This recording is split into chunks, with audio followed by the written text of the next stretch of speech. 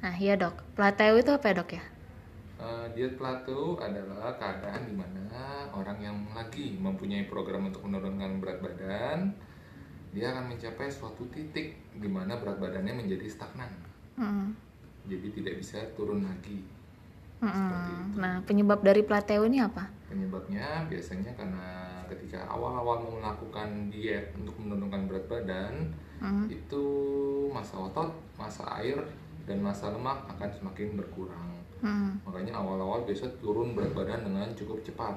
Mm. Tapi nanti ketika keadaannya sudah turun cukup banyak, metabolisme dari otot juga semakin berkurang. Mm. Sehingga perbedaan metabolisme antara orang 90 kilo dengan orang 70 kilo dengan olahraga yang sama Mm. akan jauh lebih banyak kalori yang dihabiskan oleh orang 90 kilo. Mm. Seperti itu. Nah, tadi kan dokter bilang itu kalau plateau itu kan dia berarti berhenti ya dok, Ya, turun berat badannya. Itu kenapa dok kok dia bisa berhenti gitu? berhentinya karena yaitu pembakarannya dari massa ototnya yang sudah semakin berkurang. Mm. Sehingga yang biasanya lari keliling stadion Mm. 1 jam habis 500 kalori dengan berat 90 kilo. Mm. Dengan berat 70 kilo mungkin cuma habis sekitar 300 sampai 350 kalori. Mm. Seperti itu. Mm. Nah itu kalau kita udah terkena plateau itu apa yang harus kita lakuin? Yang kita lakukan yang pertama, kita harus punya pikiran yang optimis. Mm. Semakin pikiran kita negatif, cenderung energinya juga negatif. Mm. Yang kedua, bisa dibantu dengan akupuntur untuk meningkatkan si metabolismenya. Mm.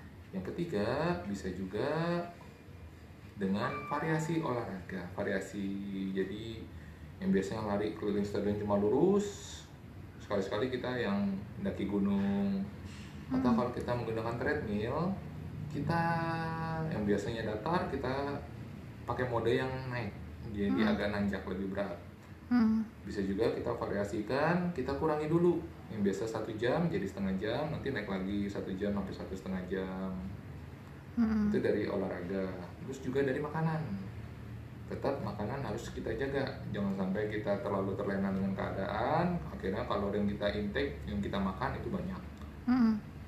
Terus juga kita harus banyakin protein, karena kita makan banyak protein akan mensupres produksi hormon ghrelin. Mm. Hormon ghrelin adalah hormon yang meningkatkan nafsu makan. Mm. Kalau kita banyak makan yang lemak sama banyak karbohidrat sama banyak gula, justru meningkatkan produksi si hormon ghrelin ini, sehingga nafsu makan kita juga semakin tidak terkontrol. Mm. Seperti itu. Mm. Plateau ini nih bisa dihindarin nggak dok?